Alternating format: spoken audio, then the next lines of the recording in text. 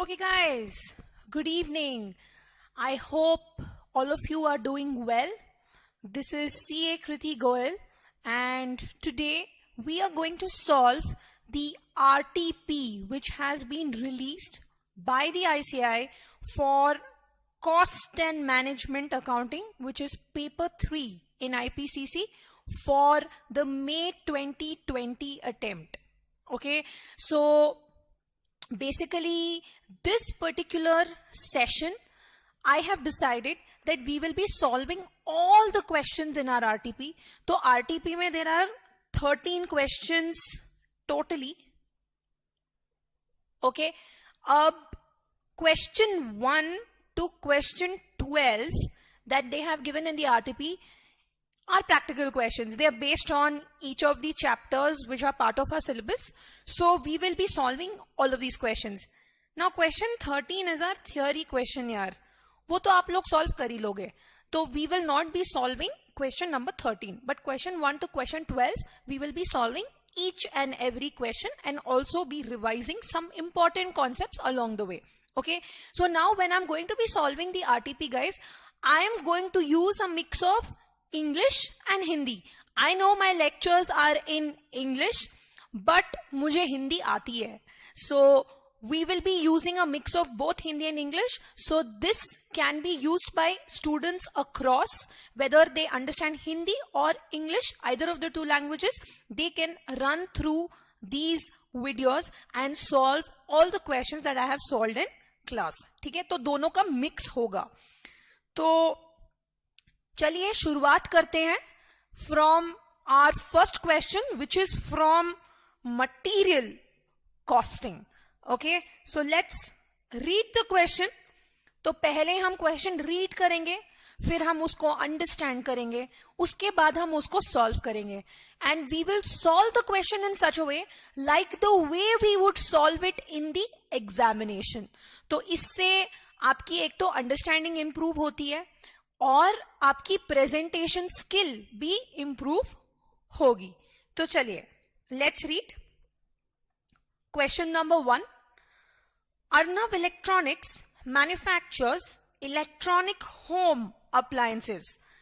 It follows weighted average cost method for inventory valuation. Following are the data of component X. तो हमें क्या follow करना है? Weighted average cost method. तो this should not be forgotten guys. In the first line of the question itself they have given us the method of inventory valuation. तो देखते हैं क्या दिया इन लोगों ने. So they have given us the date, the particulars, units and rate per unit. तो 15, 12, 19 को purchase order 008 of 10,000 units at 9930. 30, 12 purchase order of 009 10,9780 rupees per unit. Please note rate has been given per unit. 1/1/2020 opening stock दिया है 3,500,9810 per unit. 5/1/2020 GRN against purchase order 008 is 10,000 units. Now guys, my question to you is, what is GRN? Very well, goods received note. तो अब हम अगर stores ledger prepare करेंगे इस question के लिए तो हम कैसे करेंगे? क्या हम परचेज ऑर्डर लेके करेंगे या हम GRN लेके करेंगे? Because here they have given us 10,000 units were purchased or the purchase order was raised on 15/12/2019 for 10,000 units जिसका rate was 9930 and 5th को उन्होंने बोला है कि इस purchase order के against GRN हुआ है and that was also for 10,000 units और उसका price नहीं दिया है. तो इसका क्या मतलब हुआ? Very simple guys, it means कि जब परचेजिंग डिपार्टमेंट को स्टोर से रिक्विजिशन आया था that this particular material is not there in the stores. They have sent an order to the supplier saying कि हमें ये मटेरियल चाहिए इस क्वांटिटी में. तो सप्लायर के लिए जब हमने ऑर्डर रेस किया होगा वो हमने किया होगा 15/12/2019 को. तो that is my purchase order. लेकिन हमने परचेज एक्सेप्ट कब किया? अब सप्लायर को हमने परचेज ऑर्डर दे दिया है. अभी सप्लायर आराम से मटेरियल लोड करेगा, then the material will be transported to our factory, then gate pass inspection होगा. उसके बाद इंस्पेक्शन होगा, हम देखेंगे हमने वही क्या मटेरियल ऑर्डर किया है वही आया है. सपोज वही आया है, फिर वो मटेरियल जाएगा अपने स्टोर्स में, और जब वो मटेरियल स्टोर्स में जाएगा तब हम करेंगे GRN. हमने जैसे ही GRN किया उसका क्या मतलब हुआ? It means that we have acknowledged the liability towards our supplier. मतलब जब हम GRN करेंगे that is the time when we have accepted कि we have made a purchase. So हम अपनी परचेज एंट्री स्टोर्स में तभी रेस करेंगे ना जब GRN किया हो. उससे पहले थोड़ा ना रेस करेंगे. परचेज ऑर्डर तो परचेसिंग डिपार्टमेंट में रेज हुआ है फॉर द सप्लायर. स्टोर्स में कब आया मटेरियल? जब हमने GRN किया तब. So on 5/1/20 will be our first purchase entry. So opening stock will be recorded as on 1/1/20. जितना भी यूनिट्स दिया है, जितना भी रेट दिया है उसके हिसाब से. But on 5th we will record our purchases GRN. Which GRN? Against purchase order 008. अभी purchase order 008 में कितना यूनिट्स ऑर्डर किया था हमने? We had ordered 10,000 units. तो वही 10,000 यूनिट्स स्टोर्स में भी आ गए. बट भाई अब इस परचेज की कॉस्ट कितनी है? At what rate have we recorded these 10,000 units? तो जिस रेट पे परचेज ऑर्डर गया था सप्लायर के पास उसी रेट पे हम रिकॉर्ड भी करेंगे purchases. So the value of these 10,000 units is 9930 rupees per unit. Guys, did you all understand this?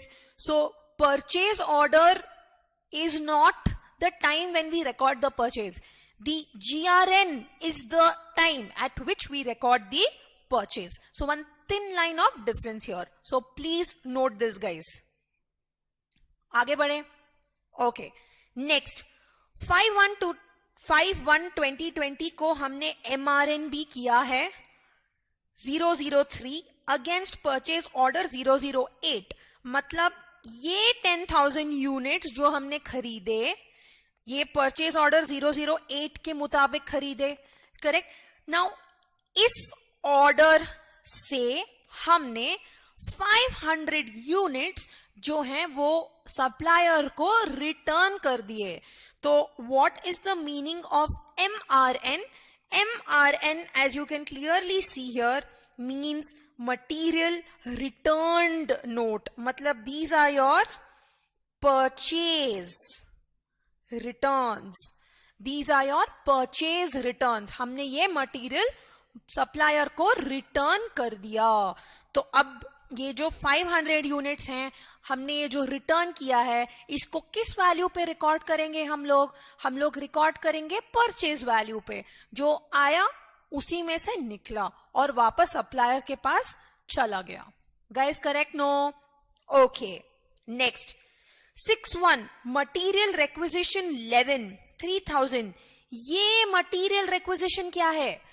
Material requisition is nothing but when the production department tells the stores department, अरे मुझे इतना quantity of material चाहिए इस rate पे, तो आप मुझे ये भेज दीजिए. ऑफ कोर्स रेट तो डिसाइड करेगा अपना वैल्यूएशन का system, but the production department will ask the stores कि मुझे इतना क्वांटिटी चाहिए भाई मेरे प्रोडक्शन स्केड्यूल के लिए. तो उसके लिए a material requisition note will be raised. So these are nothing but your issues. So GRN माने purchase, MRN material returned note माने your purchase returns, और material requisition हो गया आपका issues. So issues they have given as 3000 on 6/1/20. 7/1/20 again purchase order raise हुआ for 10,000 units at 9750. क्या हमें 7th को कुछ करना है? नहीं करना, बिकॉज ये परचेज ऑर्डर रेज किया है, अभी परचेज हुआ नहीं है. जब परचेज होएगा, that is when GRN happens against this order, then we will record it in the stores ledger. 10th Jan 2020 material requisition 12. Again ये हो गया हमारा इश्यूज 4,500 यूनिट्स का. Next 12/1/2020 GRN 009 against purchase order 009 10,000 units. यहां पे आपको याद होगा 15th को और 30th को हमने 2 परचेज ऑर्डर्स रेस किए थे रेस्पेक्टिवली. 008 तो आ गया था. कब को आया ये? 008 आया था 5th जैन को, लेकिन 009 अभी तक आया नहीं, हमने वो रिकॉर्ड ही नहीं किया. So now we are going to record it. Why? क्योंकि we have done the GRN against this order. मतलब we have acknowledged that yes, we are now liable to pay our supplier. तो ये हमारा है purchase. Next 12/1/20 MRN 004 against purchase order 009 400. MRN माने material returned note. मतलब इस GRN में जो हमने 10,000 यूनिट्स का किया, जो एक्सेप्ट किया, वो करने के बाद 400 यूनिट्स हमने रिटर्न कर दिए सप्लायर को for whatever reason. So this is my purchase return. तो इसकी वैल्यू हम कैसे रिकॉर्ड करेंगे? उसी वैल्यू पे जिस वैल्यू पे हमने परचेज किया. Correct. Next 15/1/20 material requisition 13 2,200 units. This is nothing but issues again. This is nothing but issues.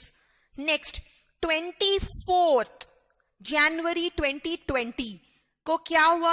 Material requisition 14, which is again 1,500 units. So again these are my issues. Guys, next 25/1/20 GRN 10 against purchase order 10. तो if you see हमने totally 3 purchase orders raise किए हैं 15th दिसंबर से लेकर अब तक. उसमें से 2 तो आ गए, उसका हमने GRN कर दिया. एक which was purchase order 10 7th को हमने रेज किया लेकिन GRN नहीं किया. अब 25th को we are doing the GRN, which means what? We will be recording this purchase on 25th. So these are my purchases 10,000. इसका क्या वैल्यू होगा? जो वैल्यू परचेज ऑर्डर में लिखा था, which is 9750 per unit. Next 28/1 material requisition 15 4,000 units. These are my issues. GRN 10 जो हमने किया against purchase order 10, उसमें कोई मटीरियल रिटर्न नहीं था क्योंकि nothing has been given to us in the problem. 31/1/2020 again there was a material requisition. मतलब these are also your issues for 3,200 units. तो अब ऑब्वियसली इश्यूज की जो वैल्यू है that will be determined using weighted average method. So for that we will need to prepare the stores ledger. तो हम बनाएंगे वो, बट आगे देखते हैं क्वेश्चन में क्या पूछा है.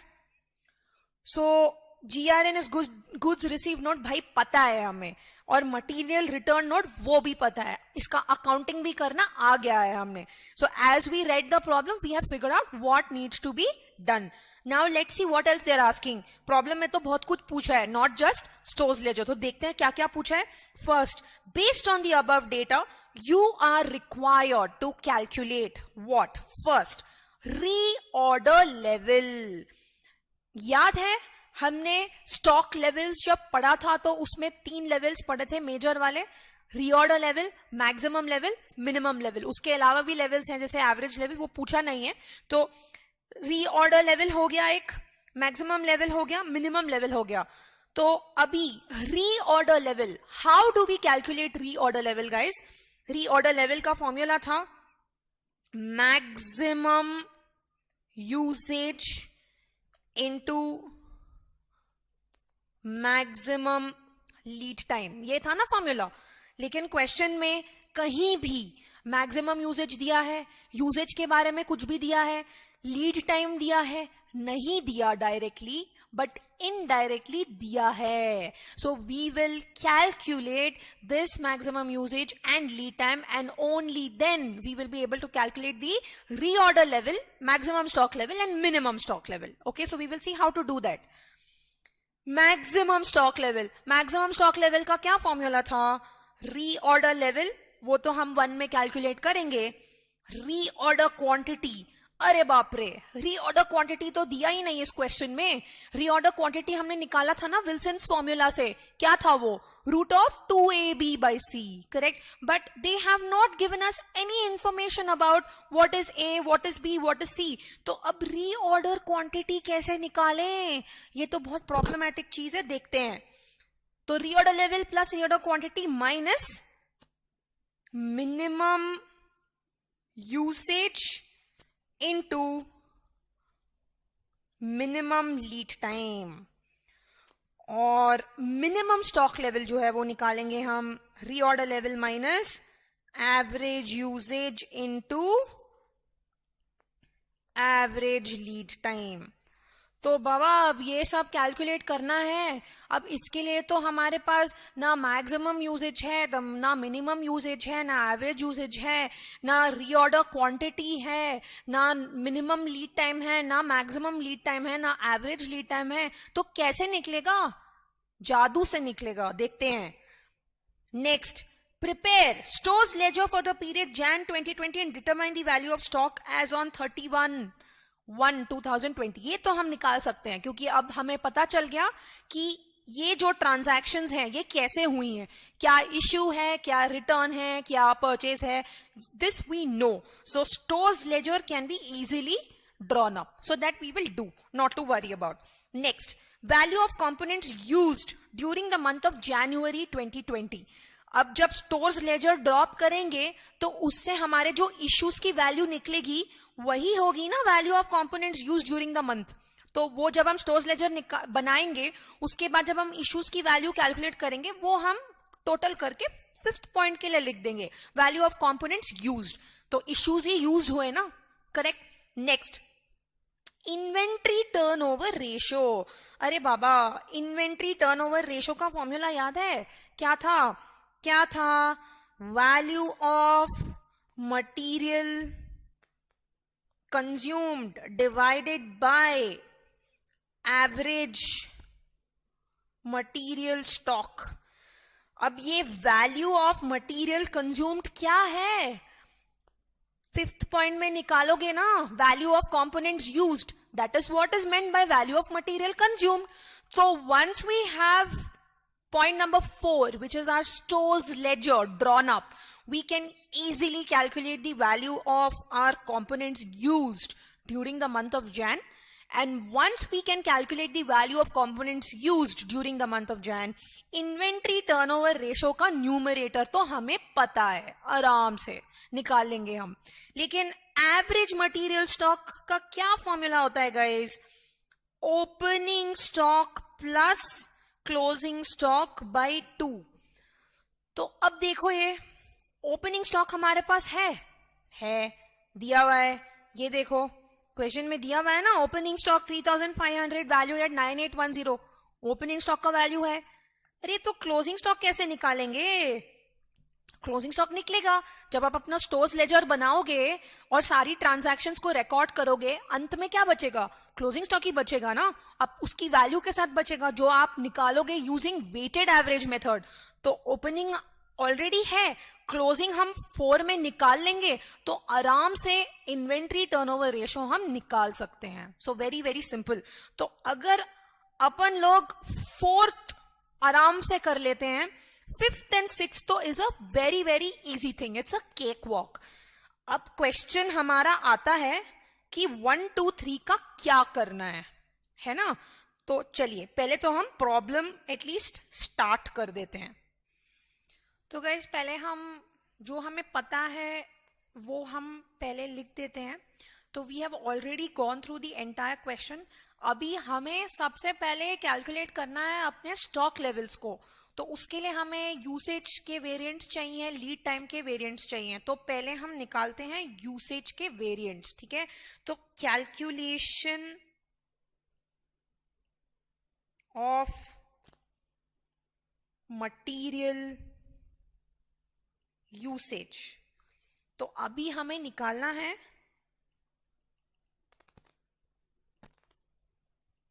मैक्सिमम यूसेज,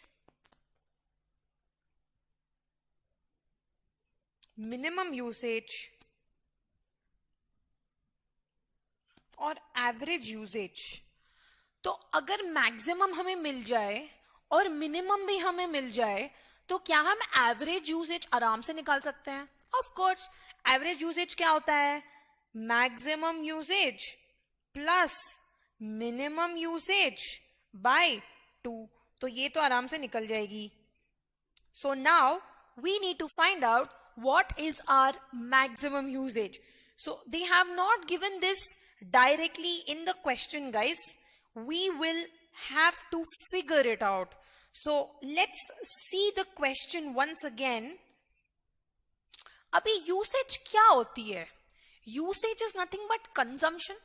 तो usage, so can I say usage or consumption और इश्यूज, ये तीनों एक ही चीज है, राइट?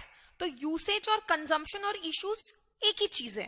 तो अभी क्वेश्चन में हमें पता है क्या क्या इशू हुआ है, तो वही मेरी यूसेज है, यस और no. So I can easily find out. तो देखो, मटेरियल रिक्विजिशन जहां भी दिया हुआ है उसका क्वांटिटी देखो, जहां पे भी सबसे मैक्सिमम क्वांटिटी इशू हुई है वो हो गई हमारी maximum usage, and wherever the quantity issued is the least, वो हो गई हमारी minimum usage. Very very simple. So see here, अभी 5th तक तो खाली जीआरएन एमआरएन किया है।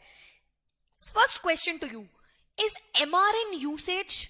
No, MRN is not usage. MRN is material return. वो हमने क्या यूज किया? हमने यूज नहीं किया। वो मटीरियल आया लेकिन वो सही नहीं था, तो हमने सप्लायर को वो मटेरियल रिटर्न कर दिया। तो क्या वो हमारी कंजम्पशन हुई? नहीं। Just because we are putting that in the issue column doesn't mean everything that is put in the issue column is our consumption. Consumption वो होती है जो हम प्रोडक्शन डिपार्टमेंट को इशू करते हैं। तो एमआरएन तो हम इसमें कंसिडर नहीं करेंगे। तो हम क्या कंसिडर करेंगे? खाली मटेरियल रिक्विजिशंस। तो हमने 6th जैन को भेजा 3000 यूनिट्स, फिर हमने 10th जैन को भेजा 4500 यूनिट्स, उसके बाद 12th को फिर से एमआरएन हुआ, वो हमारा यूसेज नहीं है, तो we are not going to consider that for calculating maximum और मिनिमम। 15th को फिर से मटेरियल रिक्विजिशन हुआ, इश्यू हुआ, विच वॉज 2200 यूनिट्स। तो अभी तक लीड कौन कर रहा है? अभी तक लीड कर रहा है 4500 जो 10th को इश्यू हुआ, which is my maximum usage. Next 24th को मटेरियल रिक्विजिशन फिर से मतलब इश्यू हुआ, कितना?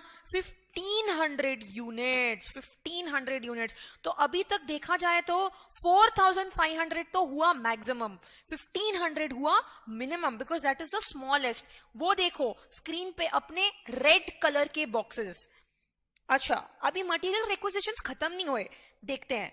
28th को how much did I issue? 4000, लेकिन still 4500 is the highest and 1500 is the least. And 31st को last issue हुआ 3200 का। तो अब ये तय है क्या? That the usage when we are computing maximum was 4500 units and the minimum was 1500 units. So let me make a note of that here. Maximum usage was 4500 units. Minimum usage was 1500 units. तो अब average तो आराम से निकल जाएगा। कैसे? 4500 plus 1500, which is maximum usage plus minimum usage, divided by 2. तो कितना आया 3000 यूनिट्स. एवरेज यूजेज निकला हमारा 3000 units. Guys okay, now what?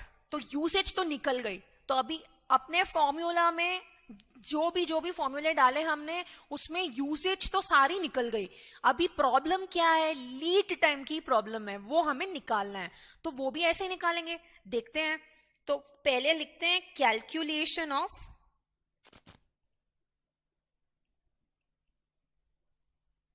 Lead time. तो कौन कौन से लीड टाइम हो गए? Maximum lead time,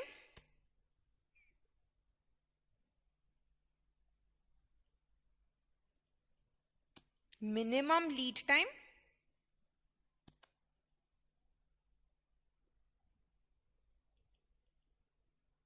and average lead time. अब यार लाइफ इज वेरी सिंपल, ठीक है. 3 लीड टाइम हमको निकालने का नहीं है. क्यों? मैक्सिमम मिनिमम मिल जाए, एवरेज तो आराम से निकल जाएगा. तो maximum lead time plus minimum lead time by 2 gives us our average lead time. तो we just need to understand कि मैक्सिमम लीड टाइम क्या है और मिनिमम लीड टाइम क्या है. तो उससे पहले भाई लीड टाइम क्या चीज होती है? What is the meaning of lead time? Lead time is nothing but the time gap between placing the order and receiving the order. तो ये हमें पता है already that lead time is the time lag between, I am repeating, placing the order and receiving the order. तो अभी इस पूरे question में हमने प्लेसिंग द ऑर्डर कब किया और रिसीविंग द ऑर्डर कब हुआ? Very simple. जब हमने परचेज ऑर्डर रेस किया तब मैंने ऑर्डर प्लेस किया. लेकिन रिसीव कब हुआ ऑर्डर? नेचुरली जब मैंने GRN किया. तो when I did my GRN it means I have received my order. तो जो टाइम गैप इस परचेज ऑर्डर को करने में और आपके ऑर्डर को रिसीव होने में है उसको बोलते हैं लीड टाइम. तो in this question we will analyze कितने परचेज ऑर्डर्स हमने रेस किए. 8, 9, 10, बस 3 ऑर्डर्स, परचेज ऑर्डर्स हमने रेस किए हैं. तो we will check for all 3 purchase orders कि जब हमने ये ऑर्डर्स रेस किए और फिर ये ऑर्डर्स जब आए तो वो टाइम गैप कितना था इन तीनों के लिए. अब इन तीनों में जिसका सबसे ज्यादा होगा that will be my maximum lead time. इन तीनों में जिसका सबसे कम होगा that will be my minimum lead time. और एवरेज लीड टाइम तो हमें पता है, कैसे निकालेंगे? Maximum lead time plus minimum lead time by 2. So let's start. So see here guys, हमने 15th को एक परचेज ऑर्डर कौन सा 008 हमने रेस किया, करेक्ट. ये हमें कब मिला? देखो क्वेश्चन में कब मिला 008? हमें मिला ये 5th जैन को. भाई 15 दिसंबर से लेकर 5th जैन तक कितने दिन हुए? How many days elapsed between 15th December and 5th Jan? 21 days. 21 days, correct. Next देखो, नेक्स्ट 30th दिसंबर को हमने परचेज ऑर्डर रेस किया 009. ये 009 जो था कब आया हमारे पास? It came on the 12th of Jan. So 12th Jan I received 009. तो कितने दिन हुए between 30th December and 12th Jan? Guys, the time elapsed between 30th December and 12th Jan was 13 days. 13 days. तो ये हुआ आपका 21 days, ये हुआ आपका 13 days. लेकिन एक और परचेज ऑर्डर बाकी है ना, तो कौन सा ऑर्डर था वो? परचेज ऑर्डर 10 कब किया हमने ये रेस किया 7th Jan को. This is purchase order 10 and ये परचेज ऑर्डर आया कब? This purchase order came on the 25th Jan. Correct, 25th Jan. देखो इसका GRN हुआ है 25th Jan को. तो 7th Jan और 25th Jan में कितना टाइम गया हमारा? 18 days. 18 days. So now you tell me, which is the maximum lead time here? The time between placing the order and receiving the order. Naturally, 21 days is the maximum lead time. और minimum lead time कितना हुआ? Minimum lead time आपका हुआ 13 days because that is the least. Guys, is this okay? So shall we go back there and write all this in place? So maximum lead time will be from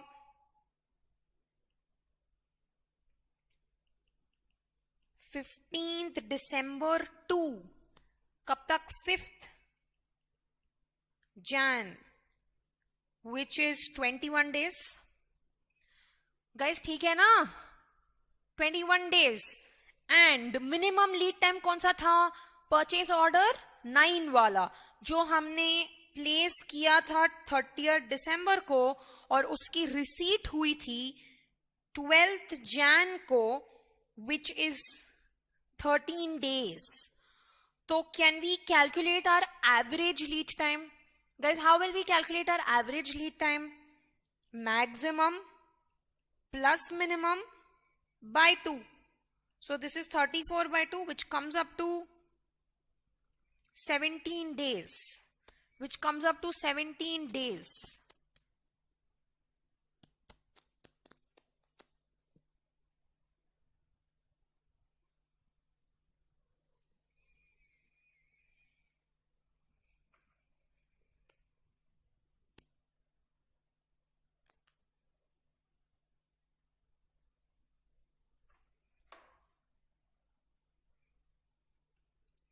Guys, okay now?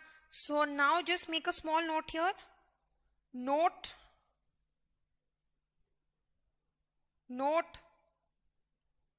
PO on 7th Jan to receipt on 25th Jan. Lead time was 18 days. ये खाली हम note दे रहे हैं ये बताने के लिए कि बाबा हमें पता है कि ये वाला पीओ भी था, लेकिन हमने जानबूझ के इसको कंसिडर नहीं किया है because this is neither our maximum lead time nor is it our minimum lead time. Guys, okay? So now we have all our usages, we have all our lead times. So can we easily calculate now? तो पहले क्या calculate करना था हमको? We had to calculate reorder level. तो reorder level का formula लिखते हैं. Maximum usage into maximum lead time. Guys, maximum usage कितना निकाला था हमने? 4,500 units was the maximum usage that we calculated by looking at the problem. What was the maximum lead time that we calculated? 21 days. So how much do you get, guys? 94,500 units. This is your reorder level.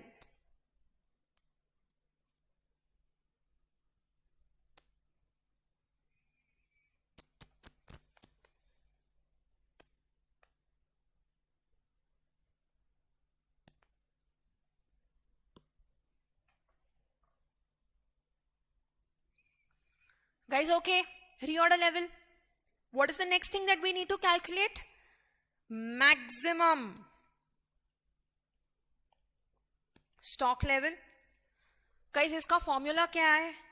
Reorder level plus reorder quantity minus minimum usage into minimum lead time. Minimum usage into minimum lead time. अब ये calculate करना तो easy है, लेकिन there is one obstacle in the way. Reorder quantity. Reorder quantity we don't know, और do we know reorder quantity? Guys थोड़ा common sense यार, थोड़ा कॉमन सेंस. हाँ माना ए नहीं दिया, बी नहीं दिया, सी नहीं दिया, आप विल्सन का फॉर्मूला अप्लाई करके रीऑर्डर क्वांटिटी नहीं निकाल सकते. लेकिन just look at the problem. What is reorder quantity? What is reorder quantity? The quantity that you are ordering when you are placing one order. मतलब आप एक ऑर्डर में कितने यूनिट्स मंगवा रहे हो, that is your reorder quantity. तो इस क्वेश्चन से मुझे ये बताओ कि आप एक ऑर्डर में कितने यूनिट्स मंगवा रहे हो. Very very simple. See this. Whenever I am doing a GRN, मतलब मैंने परचेज किया है ना, 5th को मैंने परचेज किया, तो मेरी कितनी क्वांटिटी आई है मेरे हाथ में? 10,000 units is what I have received. See, the next time you did the GRN, so the next time you did the GRN was on 12th, 009. कितना क्वांटिटी ऑर्डर किया मैंने? 10,000. See, the next time when you did a GRN, 25th Jan 2020, GRN against purchase order 10. How much did I order? 10,000. So what is my reorder quantity? The quantity that I am ordering when I am placing one order. मतलब एक order में मैं कितनी quantity of material मंगवा रही हूं? That is nothing but 10,000 units. So reorder quantity, guys, is nothing but 10,000 units. So let's put whatever we know in place. Reorder level हमने calculate किया 94,500 का. उसके ऊपर रीऑर्डर क्वांटिटी हमने निकाली क्वेश्चन से 10,000 units, because 10,000 units are the number of units that I am placing in one single order, which is nothing but my reorder quantity minus, guys, minimum usage. Minimum usage कितनी थी मेरी? 1,500 units. 1,500 units. और minimum lead time मैंने निकाला था 13 days का. तो कितना हुआ ये?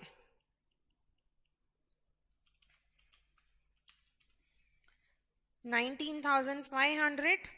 So this is 85,000 units. 85,000 units.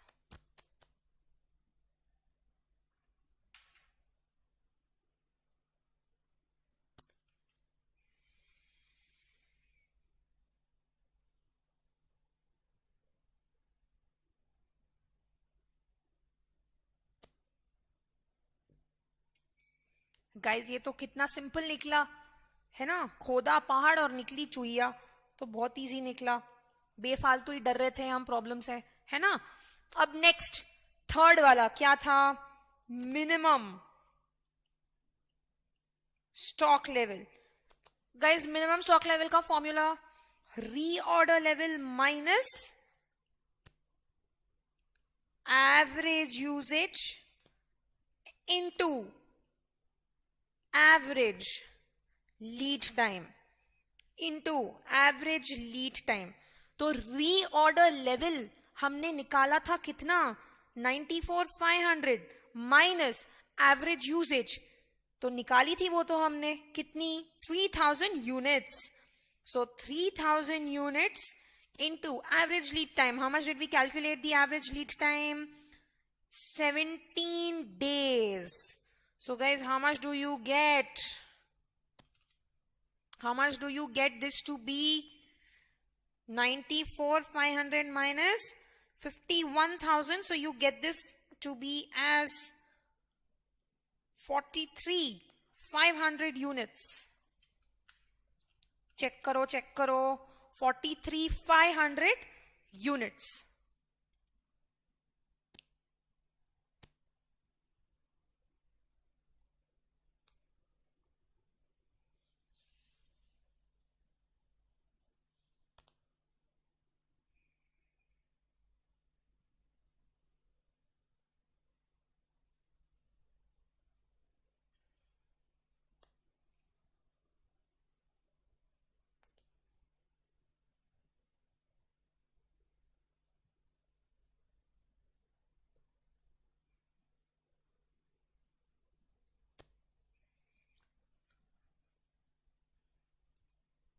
Guys, तो स्टॉक लेवल्स तो आसानी से निकाल लिए हमने. Now what do we do? Now we will go to our stores ledger. Stores ledger, let's prepare.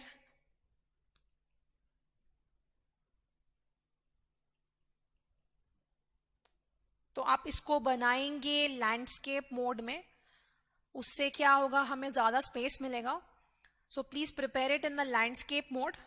Okay, stores ledger using weighted average. तो हम इसका फॉर्मेट बनाते हैं.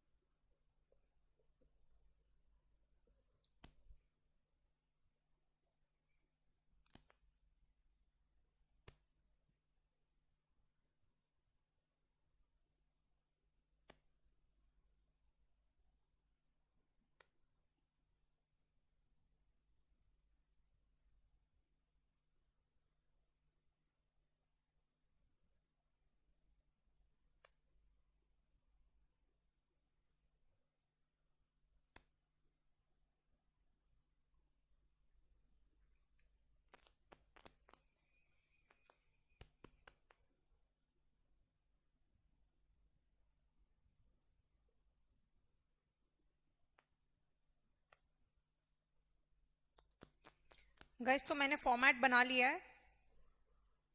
सो दिस इज द फॉर्मेट. तो let's start filling up our stores ledger. Which method are we to use? Weighted average method. ठीक है, तो हम वेटेड एवरेज पे कॉन्सेंट्रेट करेंगे. तो अपना फर्स्ट एंट्री कौन सा था? 15/12 को परचेज ऑर्डर. क्या वो स्टोर्स लेजर में आएगा? गाइज नहीं आएगा, because we have just raised an order. जब परचेज होगा that is when I am passing the GRN entry, then I will record my purchases, because GRN is the first point of entry in my records as far as purchases are concerned. So 15/12 को कोई entry नहीं होगा, 30/12 को कोई entry नहीं होगा.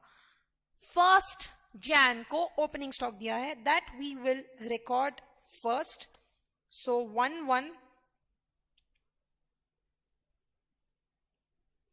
opening stock.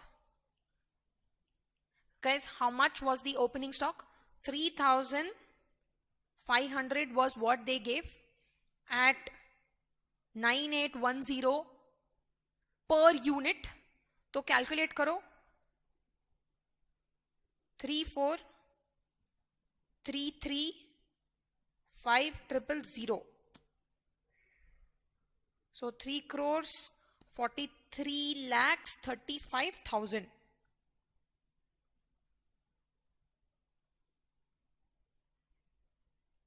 तो ये पहली एंट्री हो गई ओपनिंग स्टॉक की. Guys, next what comes? अब हमने किया है GRN 5th को. तो GRN, ये कौन सा GRN है? 008. मतलब परचेज ऑर्डर 8 के अगेंस्ट हमें परचेजेस मिल गए हैं अपने स्टोर्स में, which means how many units did we receive? Question says 10,000 units. Correct. अभी परचेज ऑर्डर 008 में हमने क्या रेट डाला था? 9930. तो परचेजेस भी उसी पे आए होंगे. सो 9930. सो 9930,000. 9 crore 93 lakhs. 9 crore 93 lakhs. So, guys, I can write the balance, okay, but if you see on the same date there was also an MRN. मतलब हमने इस मटेरियल में से कुछ सप्लायर को वापस कर दिया, और वो जो वापस किया है वो भी इसी रेट पे किया होगा, because we are returning it. तो रिटर्न्स कहाँ लिखते हैं? लिखते तो इश्यूज में है, लेकिन क्या रिटर्न कंजम्पशन होती है? नहीं, कंजम्पशन नहीं होती.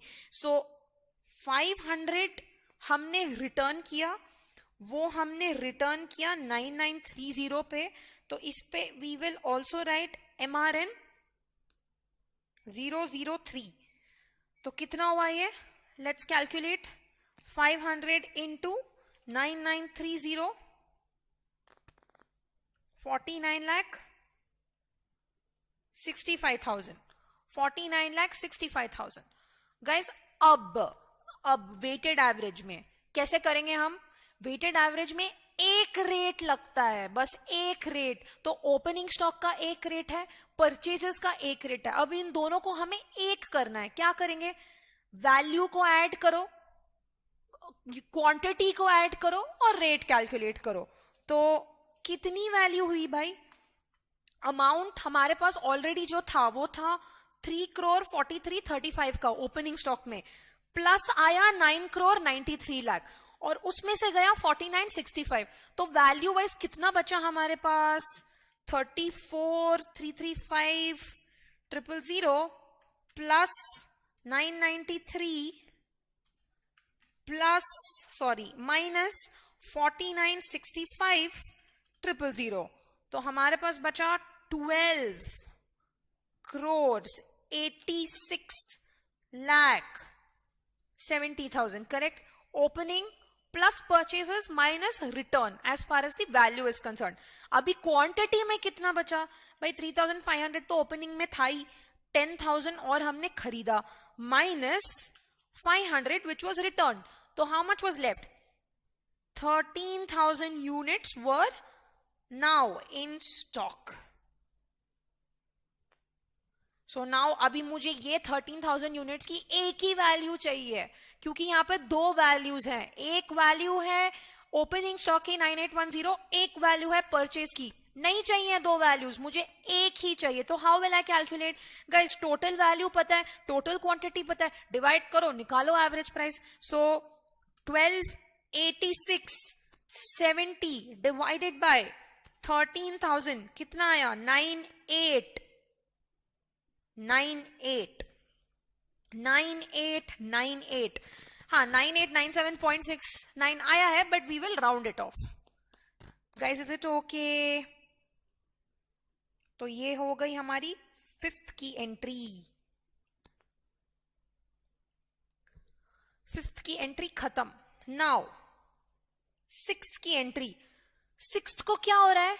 Material requisition. Material requisition 11. This is nothing but my issue. We had already discussed. This is nothing but my issue. So how much did I issue? 3,000 units. 3,000 units issue किया है. कितने में issue किया है? 9898. क्योंकि भाई हमारे पास एक ही रेट है which is 9898. तो इसको issue किया तो कितना बचा मेरे पास? 2969 4,000 मतलब 2,96,94,000 तो मैंने इशू किया वैल्यू में. तो बचा कितना? क्वांटिटी में मेरे पास बचा 10,000. क्यों? 13,000 था, 3,000 इशू किया, बचा कितना? 10,000. गाइस वैल्यू में कितना बचा? 128670 माइनस 2,96,94,000. तो मेरे पास बचा 98,97,6,000 मतलब 9,89,76,000. तो अभी मुझे रेट कैलकुलेट करना है, तो मैं क्या करूंगी? Total value divided by total quantity. तो नेचुरली सेम ही आना चाहिए ना. 9898 एक ही रेट था मेरे पास, उसी रेट में से मैंने सब कुछ निकाला, तो बचेगा जो भी वो भी उसी रेट पे बचेगा ना. फिर भी आप कैलकुलेट करके देख लो बाबा. तो ये हो गई मेरी 6th की एंट्री. 6th को और कोई एंट्री नहीं है, तो ये डन है जी. नेक्स्ट 7th को क्या हो रहा है? Purchase order. मुझे क्या परचेज ऑर्डर से कुछ लेना देना है? नहीं है, बिकॉज परचेज ऑर्डर में I have only raised an order from my purchasing department to my supplier. When will I record the purchase? When I do the GRN. इसका GRN मैंने अभी नहीं किया है. तो let's move on to the next entry. Next entry is on 10th.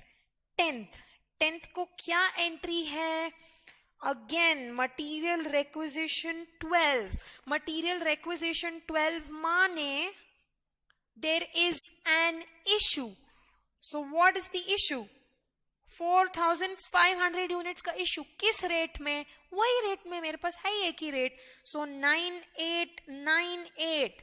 So how much do you get? You get 4454,1,000. So 4,45,41,000 का issue किया है मैंने. तो कितना बचा है मेरे पास? 10,000 माइनस 4,500. क्वांटिटी में बचा 5,500 और वैल्यू में 98,97,6,000 माइनस 44,54,1,000. तो बचा मेरे पास 5,44,35,000. 5,44,35,000. अभी मुझे रेट निकालना है गाइस. रेट तो सेम ही होगा ना. 9898 पे ही मैंने 10,000 की कैलकुलेशन की, उसमें से 4,500 निकाल दिए, तो जो बचेगा वो भी 9898 पे ही बचेगा ना. बट फिर भी आप प्लीज कैलकुलेट करिए. ओके, तो ये हो गया हमारा. तो 10th की एंट्री हमने निकाल दी. Now the next entry is happening on 12/1. What is that entry? GRN purchase order 009 जो हमने रेस किया था 30th को, 30th दिसंबर को रेस किया था, वो अब आ रहा है. तो दिस इज 12. GRN माने परचेज. तो इसकी रिकॉर्डिंग करते हैं. कितनी? 10,000 यूनिट्स की. गाइज रेट कितना होगा? देखो परचेज ऑर्डर में कितना दिया था रेट? दिया था 9780. तो 9780,000 9,78,00,000 की हो गई हमारी वैल्यू ऑफ परचेजेस। लेकिन अगर आप देखो उसी दिन एक MRN भी है। MRN मतलब मटीरियल रिटर्न्ड नोट। कौन सा MRN है ये? 004, and this MRN is against GRN और परचेज ऑर्डर 009। मतलब ये 10,000 यूनिट्स आए, लेकिन जब आए हमने उसका GRN कर दिया, then we realized 400 units had to be returned back to the supplier. So returned माने तो निकल रहा है स्टोर्स में से, तो हम लिखेंगे यहां पे किस वैल्यू में? इसी वैल्यू में। तो 9780, तो 9780 इंटू 400 आया 39,12,000।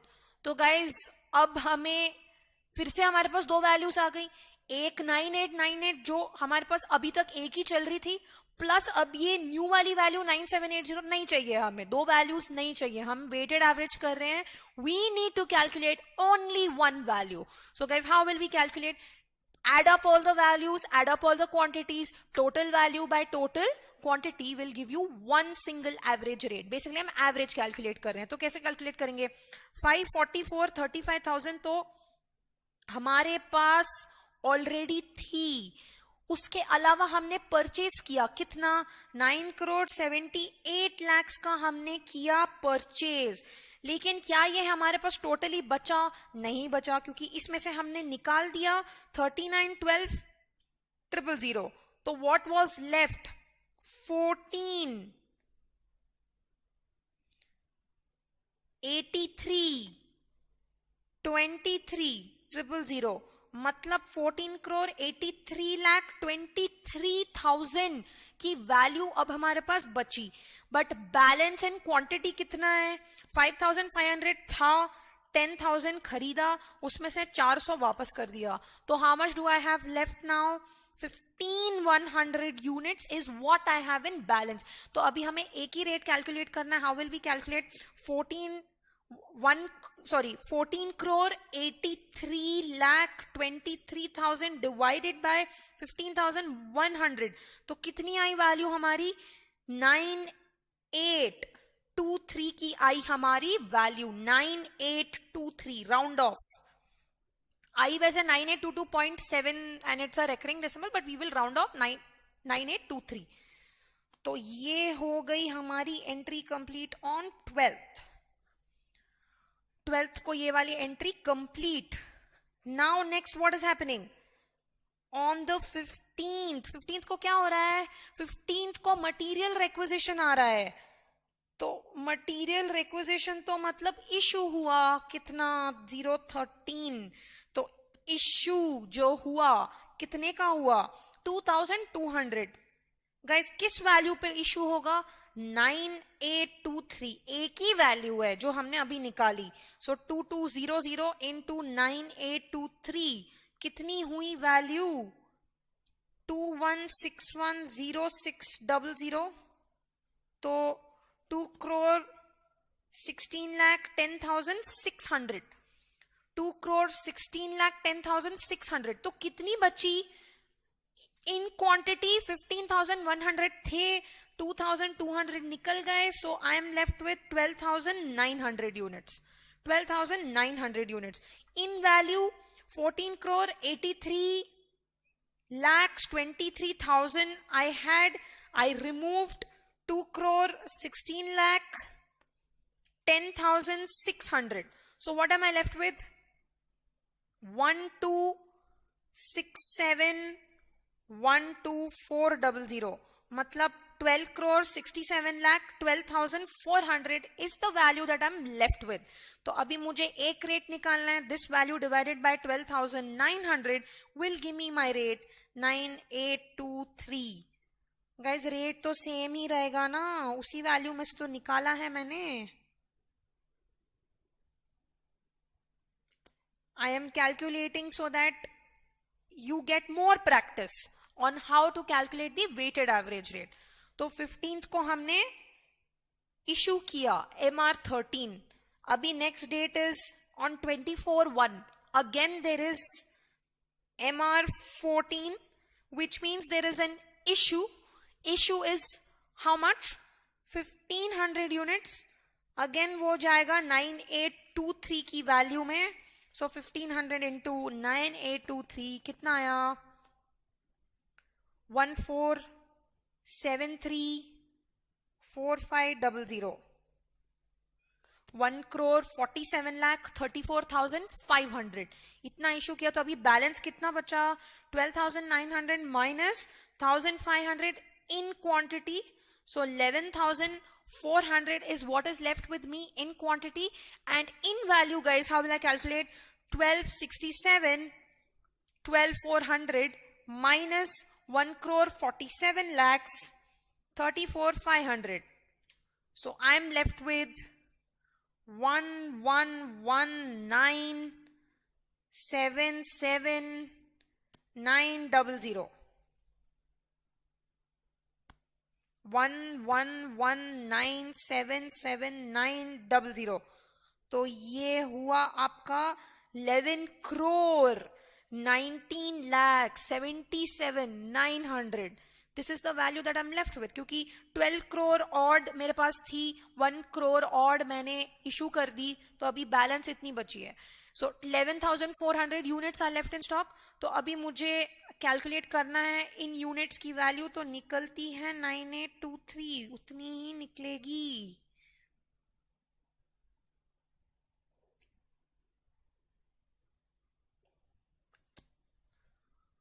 गाइज नेक्स्ट 25/1 को क्या हुआ, GRN हुआ. कौन सा 10 against purchase order 10. Purchase order 10 was on 7th. Remember 7th Jan, see the question.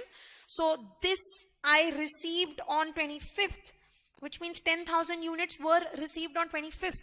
But value was what? Check the purchase order. So the purchase order value was 9750. So 9750. So let's record it. 9750.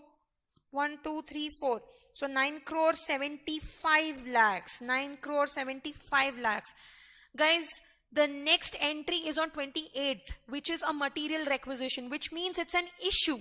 It is not an MRN or a material return. तो हम नील करेंगे, वो separately बाद में calculate करेंगे. तो अभी हमें अगेन नया रेट निकालना है. Why? Because 11,400 units were recorded at 9823, but by purchasing 10,000 units, my rate was changed to 9750. तो अभी मुझे दो रेट्स नहीं चाहिए, मुझे एक ही रेट चाहिए. तो कैसे कैलकुलेट करेंगे? Calculate the value 111,977,900 plus 9 crore 75 lakhs. तो इतना तो मेरे पास वैल्यू हो गया. Yes or no? This is 20 crores 94 lakh 77,900. And in quantity, I will have 11,400 plus 10,000, 21,400. तो अभी इसका वैल्यू कैलकुलेट करने का है, तो क्या करेंगे? Total divided by 21,400. So how much do you get? 9789. 9789. This is my new value. This is my new rate per unit, weighted average rate. तो ये एंट्री हुई 25th को. अब 28th की entry. What is the entry on 28th? Material requisition 15, which means I am issuing. So MR15 issue. How much? 4,000. What rate? 9789. So 9789 into 4,000. How much? 3913,600. 3 crore 91 lakh 36,000. कितना बचा? Quantity में बचा 21,400 minus 4,000 17,400. Value में बचा 20 crore 94 lakhs 77,900 minus 3 crore 91 lakhs 36,000. How much do you get? 17 crores 3,41,900. 17 crores 3,41,900. तो rate कैसे निकालेंगे? Divided by 17, 400, 9,789.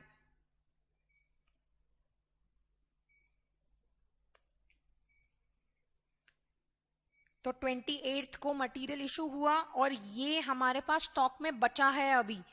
Now what? 31/1 last entry.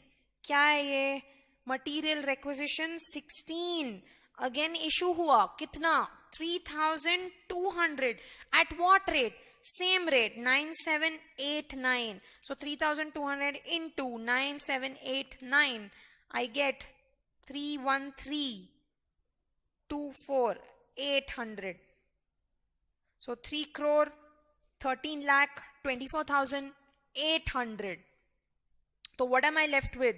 17,400 minus 3,200 मतलब 14,200 तो क्वांटिटी में बचा है.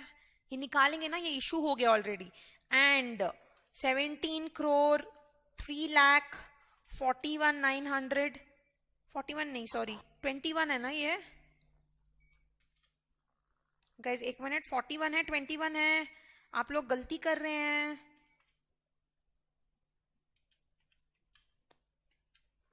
एक सेकेंड.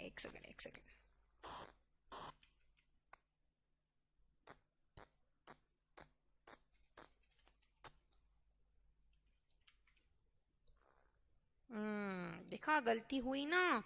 ये है 3 crore 91,56,000.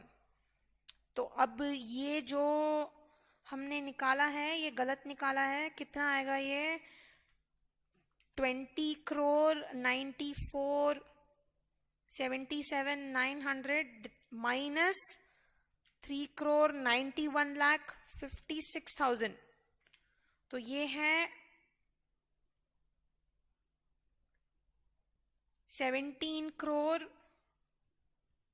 32, सॉरी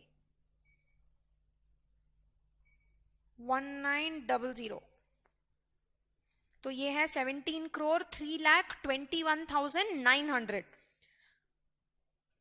तो इतना हमने निकाल दिया था इन MR16 3,200. तो अभी कितना बचा गाइस? अब ये 17 crore जो हमने निकाला है इसमें से निकालिए 3 crore 13,24,800. तो हमारे पास बचता है 13 crores 89,97,100. तो वैल्यू पर यूनिट कितनी निकालेंगे हम? Divide by 14,200, 9,789.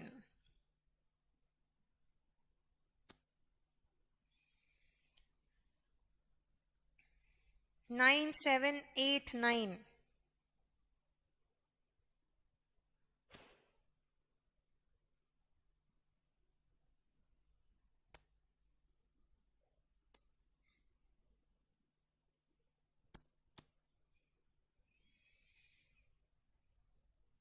गाइस, तो इसके बाद कोई और एंट्री बाकी नहीं है.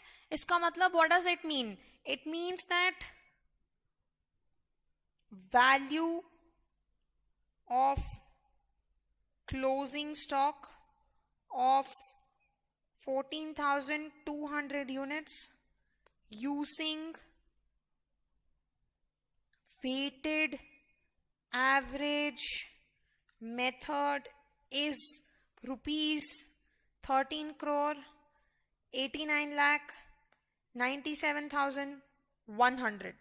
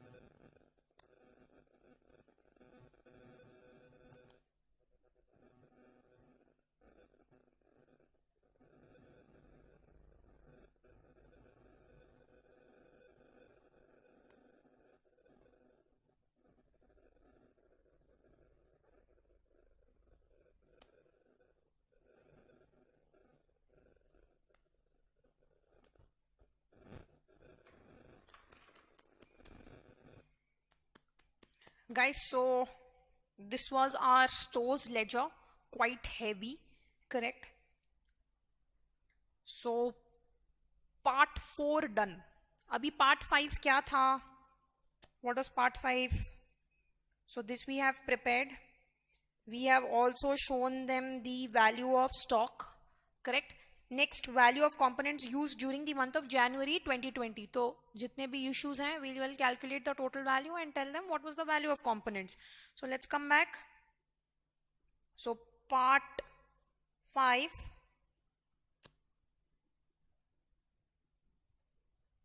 Value of components used during the month of January 2020. Guys, तो date value लिखेंगे. So let's come here.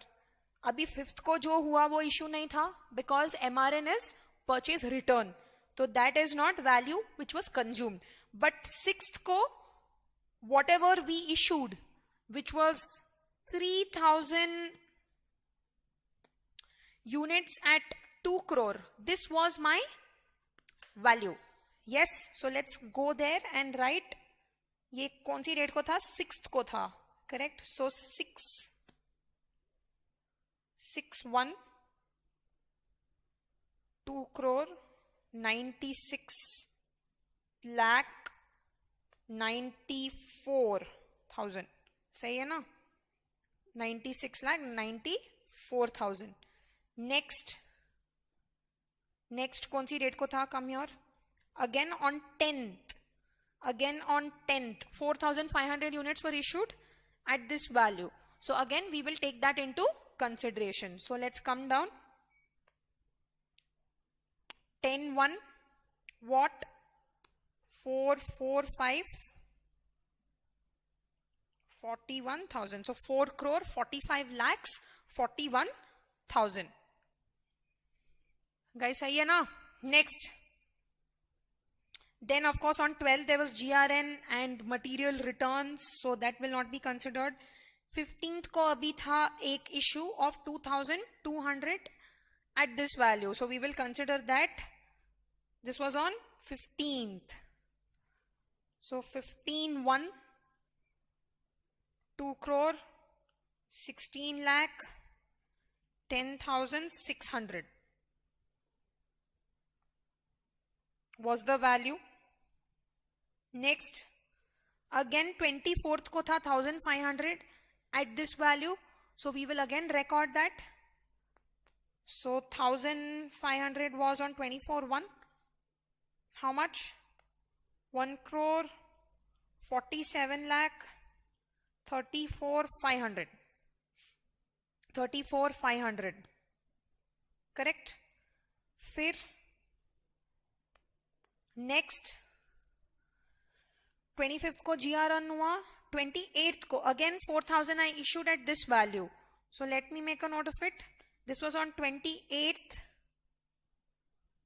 28th, how much?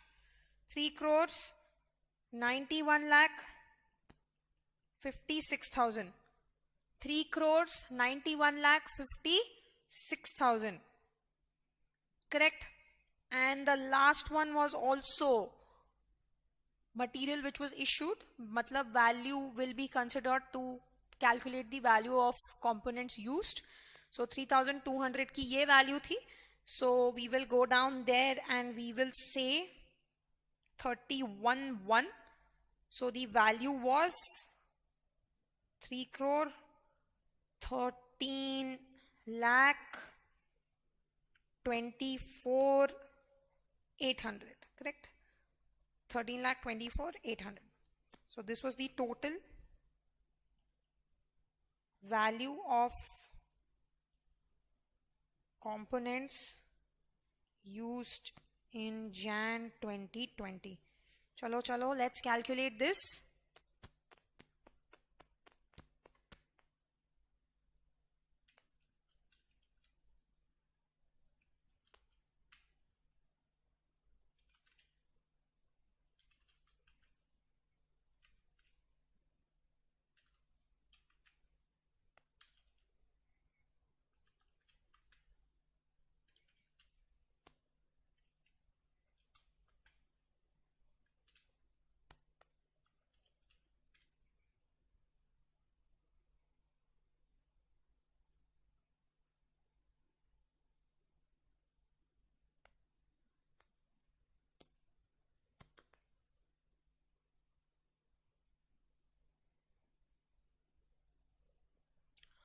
So guys, this is the value, 18 crores, 10 lakhs, 60,900.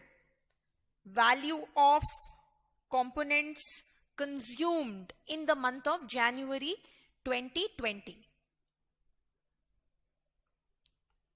तो हमने ये क्वेश्चन खत्म कर लिया है. Only the last part is left now. What is the last part? We were supposed to calculate the inventory turnover ratio. We have already discussed how this is to be calculated. So let's start calculating it. This is part number 6.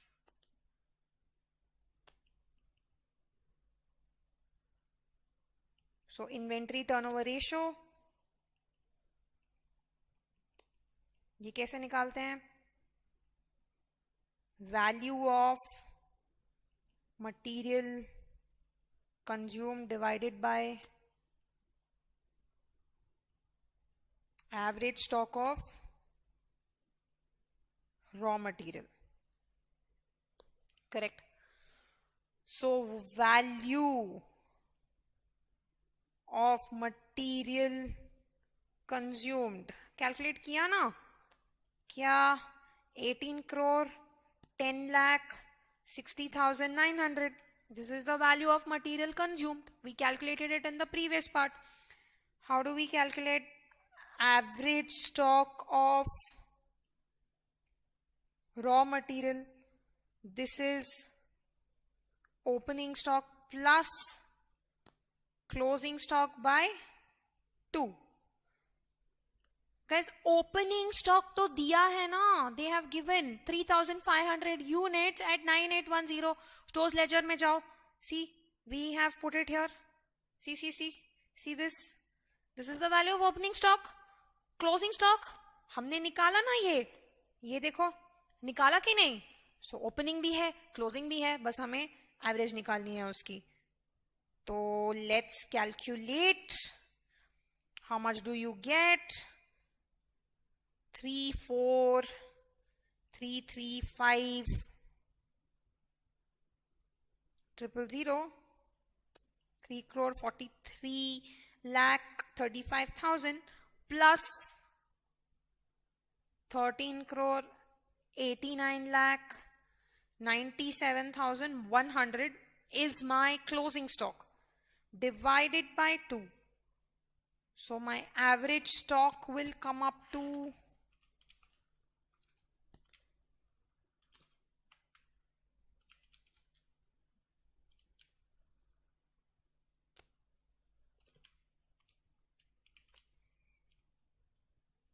8 crore 66 lakh 66,050. तो एक काम करते हैं, इसको लिखते हैं A, इसको लिखते हैं B. So let this be A, let this be B. So now let's calculate inventory turnover. A is 18 crore 10 lakh 60,900, whereas B is 8 crore 66 lakh 66,050. So how much do you get, guys?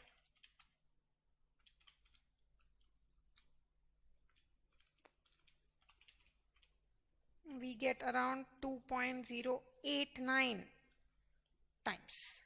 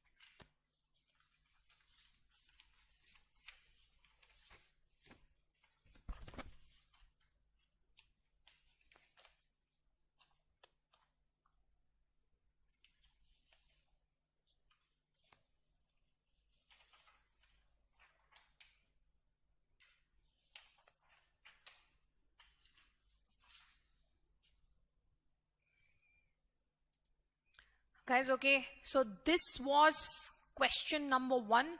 Very very simple, बस थोड़ी common sense की जरूरत थी in order to solve this question. थोड़ा हटके था, but I'm sure that you would have understood this question by now.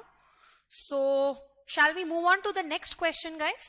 So the next question is from employee cost, यानी कि labor cost.